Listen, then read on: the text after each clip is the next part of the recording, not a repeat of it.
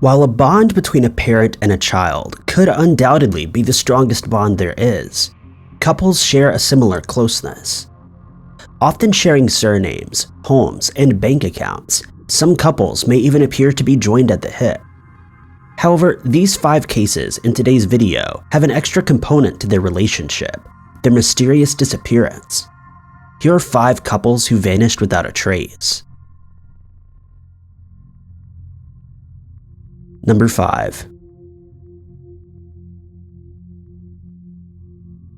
May 15th, 1970 would be the last party that Edward and Stefania Andrews would ever attend. The events of the evening did nothing but cement suspicions and worries in the minds of those who loved them. On that May evening, Edward and Stefania were attending a fancy cocktail party at the Sheraton Hotel in Chicago, Illinois. The party was a very fancy affair, and the couple had been invited, as Stefania was a member of the party's host, the Women's Auxiliary of the Beverage Institute. Both Edward and Stefania had good jobs and were living the high life, living in their Arlington Heights home and working as a bookkeeper and credit investigator, respectively. At 62 years old, the pair had decided it was ample time to retire and agreed to have one last year at work before retiring. Sadly, neither Edward nor Stefania would be around to enjoy their hard-earned pensions. During the cocktail party, Edward took ill and Stefania was seen to be crying. This was only the start of a bizarre set of events that would set in motion the Andrews family's worst nightmare. At about 21:30, the couple left the party and jumped into their 1969 black and yellow Oldsmobile sports coupe, of which Edward was incredibly proud. Witnesses state that Edward was driving erratically and had hit the door of the parking garage on his way out. When he finally regained control of the car, he was seen speeding off in the opposite direction of their home. Friday, May 15th, 1970 was the last time that the Andrews were ever seen or heard from again. Neither of them turned up for work, and there was no sign of them at their Arlington Heights home. It appeared that the Andrews had not made it home that evening, as post and newspapers were piled up, waiting to be opened. Police theorized that Edward got into an accident and was highly intoxicated when he drove home, which explained the erratic driving. It's also possible that this caused an argument between the pair, and that's why Stefania was crying. Multiple searches of the nearby rivers and lakes have been conducted, but there's no sign of Stefania, Edward, or their vehicle. Stefania Andrews is considered endangered and missing and was 62 years old at the time of her disappearance. She's described as a white female with graying brown hair and brown eyes with both ears pierced. Edward Andrews is described as a white male, 5'11" to 6'3" and 190 pounds. He has gray hair, brown eyes, and a tattoo on his left arm. If you have any information, you're urged to contact the Arlington Heights Police Department at 847-368-5300. Number 4. The small community of Corbin, Kentucky was rocked by the mysterious disappearance of Claude and Martha Sue Shelton. The Sheltons were known to be kind, hardworking people, raising their 3 children at Gary's Trailer Park on 18th Street. Martha, 27, was a stay-at-home mother, devoting all of her time to her 3 children, while the 37-year-old Claude was the breadwinner. On May 21st, 1971, Claude and Martha, known to her friends as Sue, her middle name, were having a well-deserved night out together. The pair had gone to a small gathering before returning home to put their children to bed. Apparently, after doing so, at around 2 a.m., the Sheltons decided to go out for a late-night meal. Friends and family noted this as odd, as it was completely out of character for them to have left their 3 children home alone so late in the night. The prevailing theory is that they were headed for the King's truck stop, around 5 miles away. There are no witnesses who can place either of them at the truck stop on that evening, and their white Ford 1967 Galaxy has never been recovered. Everything in the Shelton home was in order. There was no sign of a struggle, no bloodstains, nothing to indicate that the pair had met with foul play or had been forced to leave their home at 2 a.m. The only thing that was allegedly missing, aside from their car, was $600, although this claim has never been confirmed. The early hours of May 22, 1971 was the last time that the Shelton children saw their parents. One of the children was half asleep when her parents tucked her into bed and reported that Claude had said to her, "Are you going with me or are you staying here?" before walking out the front door for the last time. There's been no activity on any credit cards, and their 1967 Ford Galaxy is yet to be recovered. The children called the police when their parents didn't return home and were subsequently sent to live with their grandmother, a move that all hoped would be a temporary measure. Sadly, this move was not temporary, and the 3 children were left to be raised by their grandmother, wondering what happened to their parents, leaving them to wonder if their parents had intentionally run away for them to start a new child-free life. Martha Sue Shelton was just 27 years old at the time of her disappearance in 1971. She's described as a white female with brown hair and blue eyes. She's known to go by her middle name of Sue and is around 5'2" to 5'4" and 125 to 135 pounds. Claude Shelton was 37 years old at the time of his disappearance and is described as being 5'6" and 170 pounds with brown hair and brown eyes. If you have any information, you're urged to contact the Kentucky State Police at 606-878-6622. DNA from the Shelton children is available and has been entered into national databases. Perhaps one day the right person will come forward and the Shelton children will finally have the answers to a decades-long mystery. Number 3.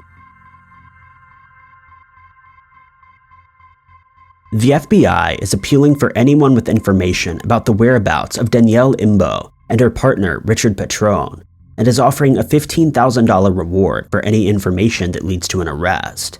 Danielle Imbo and Richard Patron were last seen at Abilene's Bar and Restaurant in the 400 block of South Street, Philadelphia, Pennsylvania on February 19, 2005.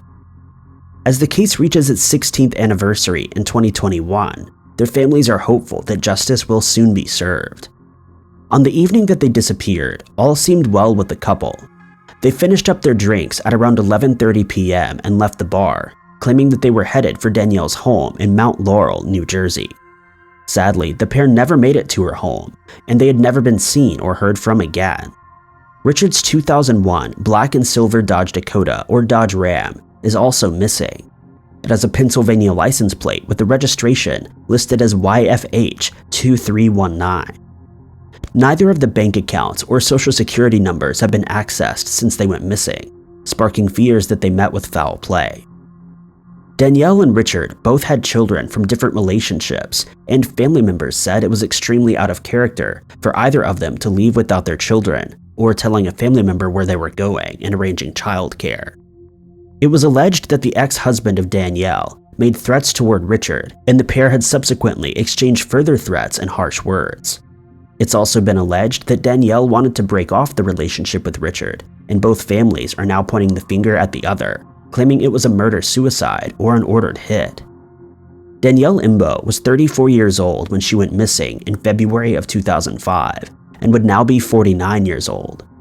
She's described as being 5'5", 118 pounds, with dark brown hair and hazel eyes. She has a tattoo of flowers on her lower back and is known to take good care of her appearance, opting for dark lipsticks and expensive designer clothing. Richard Patron is described as a white male with brown hair and blue eyes. He was 35 years old at the time of his disappearance, making him 51 as of today. He's 5'9", 200 pounds, and has a tattoo of his daughter's name, Angela, on his left arm, and a tattoo of clowns on his right. If you have any information, you're urged to contact the South Philadelphia Police Department, the Mount Laurel Police Department, Philadelphia Police Department, or the local FBI office. Number 2. The disappearance of William and Margaret Patterson is one of the most puzzling and perplexing cases of a missing couple. In the run-up to their disappearance, the couple displayed odd behavior and carried out a bizarre set of actions that would leave investigators decades later still scratching their heads. The Pattersons lived in the 3000 block of Piedmont Drive in El Paso, Texas. By all accounts, they were a normal couple, with William being the breadwinner of the family and the couple living to the traditional 1950s values of the time. On March 5, 1957, events at the Patterson home began to take a strange turn. A neighbor went around to offer some cookies, What should have been a short but sweet exchange between neighbors offered up a worrying insight. William was furious that the neighbor had come around to the house, and Margaret was also deeply upset. By the next morning, the Pattersons had vanished. It's believed that they either left in the middle of the night or in the early hours of that morning. Their normally spotless house was left in a state of disarray, with plates left unwashed and clothes strewn about the house. It appears that the pair had left abruptly, as their post was not redirected and all of their other affairs were not in order either, leading people to believe that they had every intention of coming back. That was until 10 days later, when their accountant received a telegram instructing him on how to handle their affairs in their absence. Worried that something was terribly wrong, the accountant called the Western Union office, only to discover that the letter had been signed off as W.H. Patterson when William's initials were W.D. The couple were not reported missing until August of that year, 5 months after they had initially gone missing. Friends of the Pattersons told police and the accountant that the couple had simply gone off for an impromptu holiday to Florida, but when they never returned and made no contact with their families, the police were alerted. It was known that William was having an affair with 20-year-old Estefania Marfin of Juarez, Mexico. She claims to have seen the couple on March 6th. William appeared like he was in a hurry to leave and said to her, "When they come for me, I'll have to go in a hurry." The prevailing theory is that the Pattersons were killed by rival business owners. William owned a successful photography business, as well as having money invested in properties, boats, and owning a Cadillac. What's even more bizarre is that the couple's lawyer received a letter in May of 1957, expressing William's wishes for his business and assets in his absence. He asked that all of his estate and money be divided up amongst non-family members, including their accountant. This was noted as being odd, as William still had living heirs that would have been set to inherit his fortune. But just when you thought the case of the Pattersons couldn't get any more bizarre, an unidentified witness came forward in 1984 with a startling confession. The man claimed that after the Pattersons had disappeared, he'd been hired to clean out their home. While cleaning it out, he found blood and a human scalp. Margaret Patterson was 42 years old when she disappeared in 1957. She was a white female with red hair, 5'4" and 110 pounds. William Patterson was a white male with gray hair, 5'11" and 200 pounds. If you have any information, you're urged to contact the El Paso County Sheriff's Office at 915-538-2291. Number 1. Camden Sylvia and Michael Sullivan lived together in a loft apartment in Manhattan, owned by the landlord, Robert Rodriguez. Robert was having a lot of financial issues at the time of their disappearance, and had even threatened to cut off the heat if the tenants didn't agree to an extortionate rent increase. The couple paid $300 a month in 1997, which, adjusted for inflation, is about $487 in today's money. Robert was demanding that the couple cough up $3,000 a month, which was a tenfold increase. Coincidentally, on the day that the pair went missing, Camden presented Robert with a petition signed by other residents, stating that they wouldn't pay any rent until Robert reversed the rent increase and promised not to shut off amenities.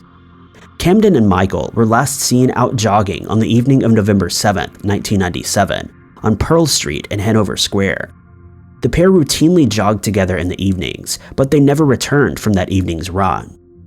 Camden's mother became concerned when she hadn't heard from the pair for a couple of days and decided to go to their apartment to make sure they were okay.